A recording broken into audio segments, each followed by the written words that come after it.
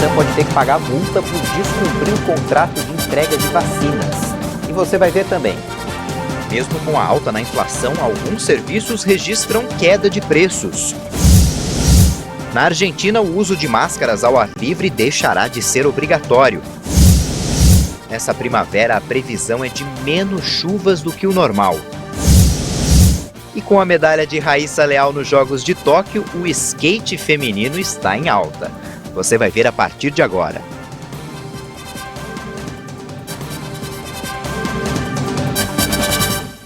Olá, boa tarde. O Ministério da Saúde notificou o Butantan por descumprimento de contrato da entrega da Coronavac, já que parte do lote precisa ser substituída por conta da interdição da Anvisa. O Ministério da Saúde notificou o Instituto Butantan, alegando que o laboratório anunciou a venda da vacina Coronavac a estados antes de concluir o contrato de 100 milhões de doses que tem com o governo federal. Existe uma cláusula de exclusividade entre o Instituto e o Ministério até a finalização do acordo.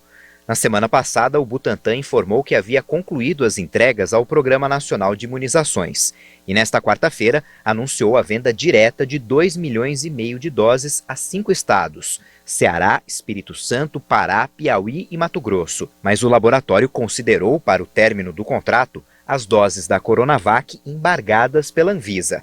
Para a pasta, os contratos só poderiam ter sido firmados após o recolhimento e substituição total dos lotes interditados.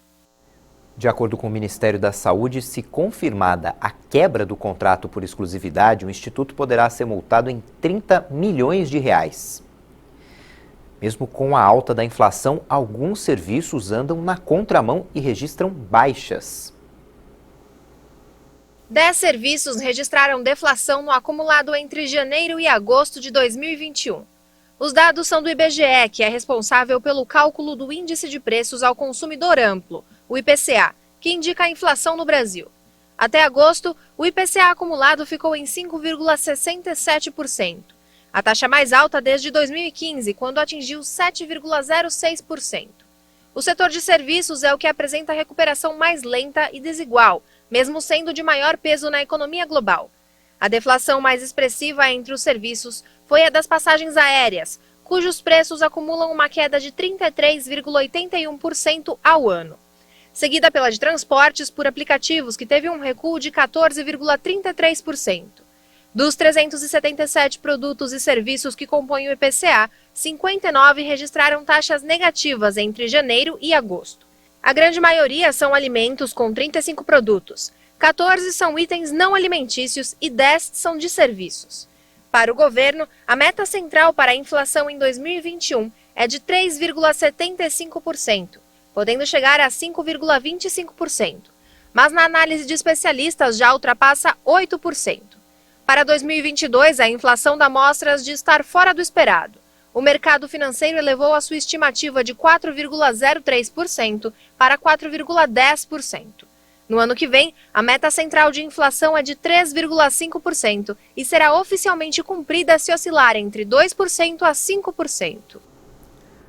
Encher o tanque de gasolina ficou R$ 80 mais caro em 2021. Isso está pesando principalmente no bolso de quem trabalha com transporte. É o caso do transporte escolar. Marcelo tem uma Kombi e trabalha em linhas escolares. Ele comenta que antes da pandemia transportava 43 crianças em todos os turnos. Cobrava R$ 220 por cada uma e gastava R$ 100 por semana com combustível. Agora transporta apenas 10 crianças, cobra menos, R$ 200 cada e ainda gasta 50% a mais com gasolina, R$ 150 por semana. Está sendo praticamente inviável você conseguir encher o tanque, por causa que você roda pouco, com bastante pouco mesmo, com um tanque e com um valor bastante alto para você conseguir encher o tanque. Você não vai conseguir rodar devido ao preço da gasolina. Com as contas de casa atrasadas, o trabalhador explica que por conta da alta da gasolina, tem de rejeitar clientes que moram mais longe. Porque se você estender, você vai ficar sem condições de atender o pai até o final do mês. Porque o preço da gasolina está muito alto. E se eu for passar para os pais, eles não vão querer repassar esse valor para mim. O jeito é seguir viagem. Afinal, o trabalhador tem que pagar as contas de casa. De acordo com a ANP, a gasolina subiu só neste ano no Brasil 35%. Ainda conforme a Agência Nacional de Petróleo, o preço médio da gasolina no país é de R$ 6,059. No fim do ano passado, era em torno de R$ 4,48, ou seja, em dezembro de 2020, para encher um tanque de 50 litros, se gastava R$ 224,15. Agora, R$ 302,95, quase R$ 80 de aumento só em 2021. O maior preço do Brasil foi encontrado em Bagé, no Rio Grande do Sul, R$ 7,185 por litro. O menor em Garanhuns, em Pernambuco, e Mogi-mirim, em São Paulo, R$ 5,15. Em Campo Grande, os preços estão no meio, perto dos R$ 6. E o pior, a alternativa, o etanol, teve ainda mais aumento. Subiu em média 46,4% neste ano e não compensa em nenhuma parte do país. Com a política de preço atrelada ao dólar, há que se pedir para uma melhoria no preço da gasolina, para que todos sejam beneficiados. Roda o Uber, roda o pai também que tem um carro, todos nós rodam. Então, o preço da gasolina está muito alto para nós. Está pesando muito no nosso orçamento, principalmente para nós profissionais. A CPI da pandemia está ouvindo hoje o depoimento de Danilo Trento, sócio da Primarcial Holding e Participações. Trento é apontado como diretor da Precisa Medicamentos e foi convocado para esclarecer a relação dele com Francisco Maximiano. Danilo Trento se recusou inicialmente a responder às perguntas feitas pelos senadores, alegando que usaria o seu direito de ficar calado, direito obtido no Supremo Tribunal Federal. A CPI da Covid aprovou a quebra do sigilo bancário, fiscal e telefônico do empresário. Trento então pediu para conversar com a advogada numa sala reservada, mas o depoimento já foi retomado. A Vale desistiu oficialmente de todos os seus processos de mineração em terras indígenas aqui no Brasil. A mineradora reconheceu a necessidade de consentimento das comunidades e de legislação que regulamente a atividade. Uma das maiores produtoras mundiais de minério de ferro, a empresa indicou que entre 2020 e 2021 abriu mão de 89 processos de mineração em terras indígenas. A Vale acrescentou que nos próximos dias vai apresentar à Agência Nacional de Mineração documentação de desistências e renúncias às demais 15 solicitações. O anúncio ocorre ao mesmo tempo em que o governo do presidente Jair Bolsonaro promove várias leis no Congresso destinadas a permitir a exploração de recursos naturais em territórios ancestrais, incluindo a mineração e outras atividades extrativistas. Em paralelo, o Supremo Tribunal Federal debate um caso que pode colocar em xeque centenas de terras indígenas pendentes de demarcação no país. A Corte vai decidir a validade do chamado marco temporal, apoiada pelo agronegócio e por Bolsonaro. A tese prevê que apenas territórios ocupados por indígenas quando a Constituição brasileira foi promulgada em 1988 devem ser reconhecidos como terras ancestrais. A primavera começou ontem no Brasil e para algumas regiões a previsão é de menos chuvas do que o normal. A primavera chegou ao hemisfério sul exatamente às 16 horas e 21 minutos deste dia 22 de setembro. Para quem não sabe, a palavra vem do latim primovere, que significa primeiro verão.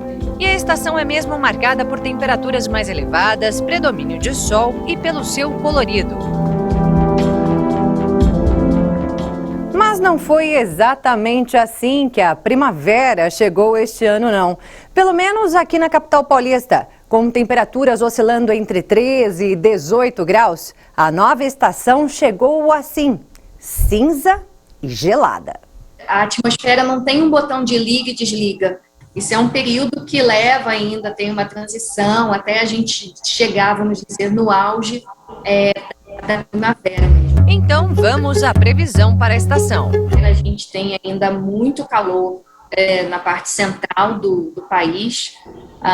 No sul, parte da região sudeste deu uma amenizada na temperatura nos últimos dias. E na parte mais norte do Brasil a gente está já com algumas ocorrências de chuva.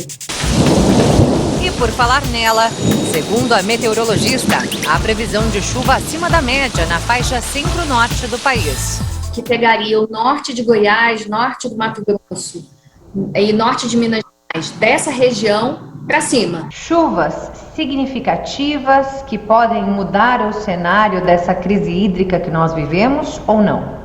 Infelizmente, ainda não, porque o solo está muito seco nessas áreas mais críticas, principalmente da bacia do Rio Paraná, que tem se falado muito.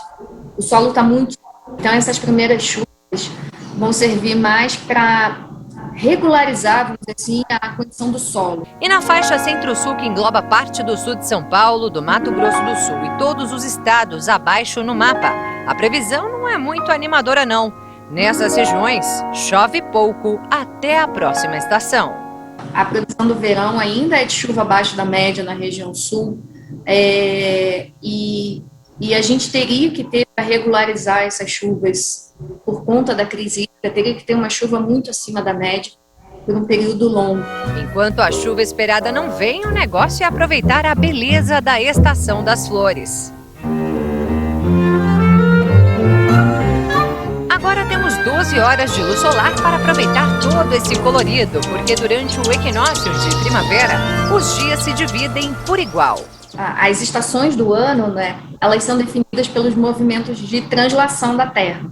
É bem essa posição em que marca bem esse centro, vamos dizer assim, do meio do caminho que a gente tem até chegar até o... Então, por isso que hoje o dia tem exatamente 12 horas de sol, ou de luminosidade, que em alguns locais pode estar nublado, chovendo, e 12 horas à noite.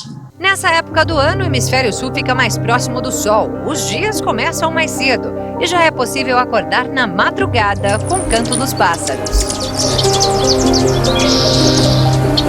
A primavera segue até o dia 21 de dezembro. Serão 3 meses acordando com belos cantos e paisagens.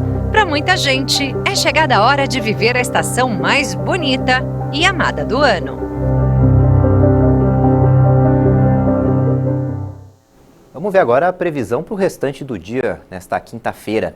Em Mariana, em Minas Gerais, o sol aparece hoje entre nuvens e a máxima vai ser de 27 graus. Em Petrolina, Pernambuco, o dia quente e a máxima chega a 37 graus. Em Porto Velho, Rondônia, o sol aparece durante todo o dia, mas pode chover à noite. A máxima por lá é de 32 graus. E em Cristalina, em Goiás, tem máxima de 32 graus e previsão de chuva forte no final do dia. Em Piraquara, no Paraná, o tempo vai ficar instável durante todo o dia e a máxima não passa de 19 graus só. Depois do intervalo, você vai ver que o Brasil voltou a ter alta na média de mortes por Covid. E o skate feminino está em alta por causa dos Jogos Olímpicos e a medalha de prata de Raíssa Leal. A gente volta já.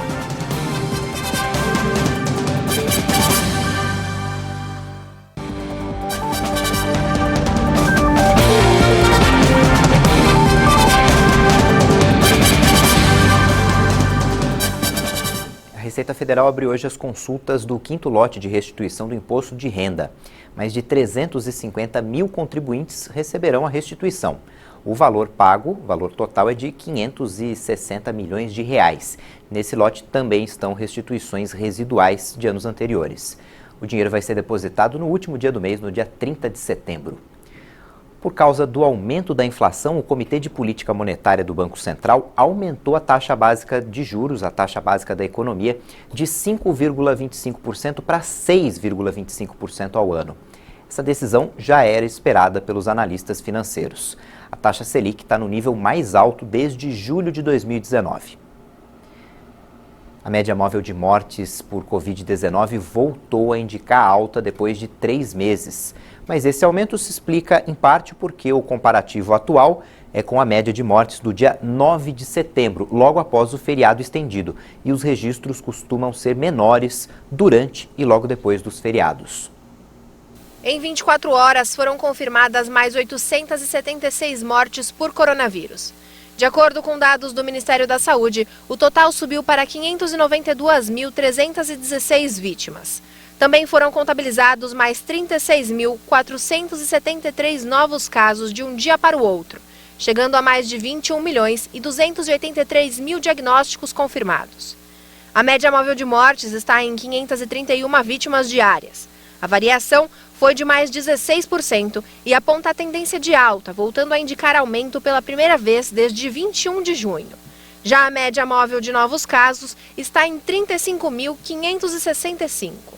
Na avaliação da pandemia por regiões, 9 estados registraram alta nas mortes: Acre, Espírito Santo, Goiás, Minas Gerais, Pará, Paraná, Rio de Janeiro, São Paulo e Tocantins. Em estabilidade estão 6 estados: Amapá, Bahia, Paraíba, Pernambuco, Santa Catarina e Rio Grande do Sul. E 12 unidades da federação apontaram queda nos óbitos: Alagoas, Amazonas, Ceará, Distrito Federal, Maranhão, Mato Grosso do Sul, Piauí, Rio Grande do Norte, Rondônia, Roraima e Sergipe. Mais de 226 milhões de doses de vacinas contra a Covid já foram aplicadas no país. De acordo com o Ministério da Saúde e as secretarias estaduais de saúde, mais de 143 milhões de pessoas tomaram a primeira dose, 67% da população. E mais de 83 milhões tomaram a segunda dose ou dose única, o que representa 39% dos brasileiros. O Ministério da Saúde voltou a liberar a vacinação de adolescentes dos 12 aos 17 anos sem comorbidades. A pasta tinha deixado de recomendar a imunização por causa de uma morte suspeita. Mas um comitê formado por Anvisa e Fiocruz concluiu que o óbito não teve relação com a vacina. O governo de São Paulo anunciou que vai diminuir o intervalo de aplicação entre as 2 doses da vacina da Pfizer contra a Covid de 12 para 8 semanas. A mudança passa a valer a partir de amanhã. A estimativa do governo é de que quase 7 milhões de pessoas que já tomaram a primeira dose do imunizante tomem a segunda já antes do que era previsto. De acordo com a coordenadoria do Plano Estadual de Imunização, cerca de 2 milhões de doses da Pfizer estão sendo distribuídas aos municípios para garantir a antecipação em todo o estado. O uso de máscaras ao ar livre deixará de ser obrigatório na Argentina a partir do dia 1º de outubro. Os visitantes vacinados de países vizinhos, como Brasil, Uruguai, Paraguai, Bolívia e Chile, também poderão entrar pelas fronteiras terrestres, mas com limitações diárias na quantidade de pessoas. Entre as medidas anunciadas está a reabertura gradual das fronteiras. Do ponto de vista da saúde, estamos em um momento muito positivo. Sabemos que a pandemia não terminou, precisamos ter cuidado. E esses cuidados são muito importantes para manter e poder continuar ampliando estas conquistas. A flexibilização ocorre após a queda do número de casos diários, de mais de 26 mil em maio passado para cerca de 1.600 em setembro, e ao avanço da campanha de vacinação. Já o Vietnã anunciou que vai comprar 10 milhões de doses da vacina cubana Abdala. O país é o primeiro a aprovar o uso emergencial do imunizante Abdala desenvolvida na ilha comunista. A nação asiática ainda está realizando uma transferência de tecnologia para começar a produzir a vacina cubana em seu território. O Vietnã sofre um aumento dos casos de Covid-19. Com a medalha de prata de Raíssa Leal nos Jogos Olímpicos de Tóquio, o skate passou a ser mais praticado no Brasil, principalmente pelas meninas, que sonham em disputar grandes competições da modalidade. Meninas ocupando pistas de skate por todo o Brasil. Até recentemente a cena era rara, uma exceção em meio aos garotos. Mas as Olimpíadas de Tóquio 2020 mudaram o cenário. As manobras de Raíssa Leal, conhecida como Fadinha, renderam uma medalha de prata e o título de mais jovem medalhista olímpica do Brasil. A história da menina serve de inspiração para jovens skatistas. Na verdade, antes das Olimpíadas eu já era interessada, só que pra, ter mais força de vontade para começar a andar, depois que eu assisti as Olimpíadas eu olhei pro meu pai e falei, andar, né? O esporte também assumiu um papel importante para jovens de baixa renda do município de Poá, na Grande São Paulo. A escola da ONG Social Skate, criada em 2012, conta com 150 aprendizes, incluindo 44 meninas que se permitem sonhar. Eu treino sim, para mim conseguir em uma Olimpíada, em lugares diferentes para andar de skate, em outros lugares, né, para ver se eu consigo ser alguém na vida também. O crescente número de meninas andando de skate é celebrado por quem já está no esporte há mais tempo. Então, quando eu comecei a andar, tinham muito menos meninas do que tem hoje em dia. Hoje em dia eu chego na pista e várias vezes tem muito mais meninas do que meninos andando. Mas quando eu comecei era raro encontrar uma menina na pista. E mesmo assim eu não me sentia envergonhada, nem nada disso, porque eu chegava lá e na minha cabeça todo mundo era skatista e não tinha diferença nenhuma. Com tantas garotas praticando skate, a expectativa é que o Brasil siga tendo bons resultados na categoria por muitos anos nas próximas Olimpíadas. Essa edição fica por aqui, mas no YouTube você pode rever nossas reportagens. Daqui a pouco tem outras informações com a Juliana Dariva. Tchau, boa tarde.